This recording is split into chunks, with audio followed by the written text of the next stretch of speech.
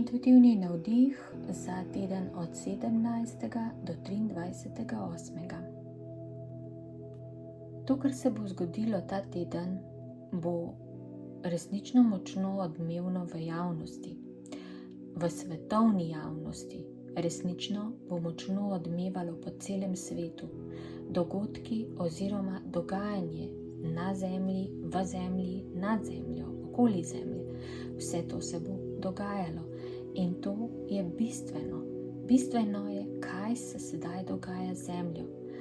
Kako se ji v bistvu frekvence, ki jih ona sama že po svojem energetsko-magnetnem polju ima, kako človeštvo želi to spremeniti z razno raznimi frekvenčnimi tehnologijami, z razno raznimi stvarmi, ki v bistvu povzročajo neravnovesje v tej elektromagnetni zemeljski naravnanosti. In tukaj Zemlja želi narediti svojo pot, želi usmeriti svojo energijo in v bistvu dejansko bo začela odgovarjati na vse te vplive, kamor jo želi človeštvo usmeriti. Odgovarjala bo svojo pristno energijo, odgovarjala bo svojo močjo, ki jo skriva v notranjosti. In tukaj dejansko je pomembno, da vse to, kar slišimo v tem tednu, ozavestimo. Veliko dogajanja je, ne samo na nivoju v Zemlji, premikov, razno raznih potresov, razno raznih izbruhov, vendar tudi, kaj je na Zemlji.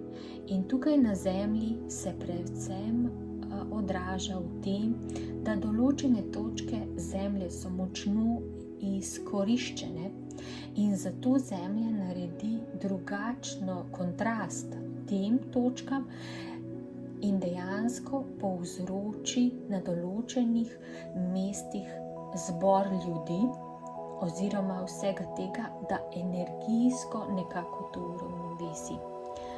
Ker drugače ne bi mogla funkcionirati. Tukaj pobere od ljudi energijo in jo prenese tja, kjer ne more več funkcionirati. In to so taki prenosi energije, taki prenosi frekvenc, ki si jih v bistvu ne moremo z vidnim očesom predstavljati.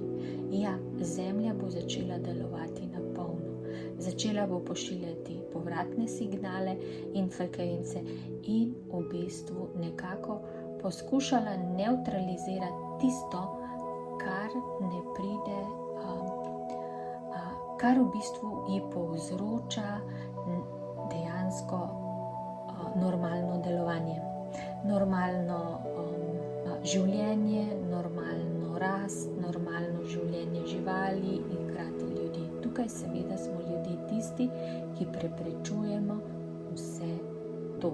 Zato bodite pozorni ta teden na vse te nenavadne premike, na vsa ta poročanja glede zemeljskih sprememb oziroma glede tudi človeških združevanj oziroma, kot bi rekli, nekih manjših revolucij, protestov in vsega tega, kar se lahko dogaja na Zemlji. Kajti to je energija, ki jo tudi sama Zemlja potrebuje in jo izbira ter nekako z njo se poistoveti in jo posrka. Toliko smo želeli povedati za ta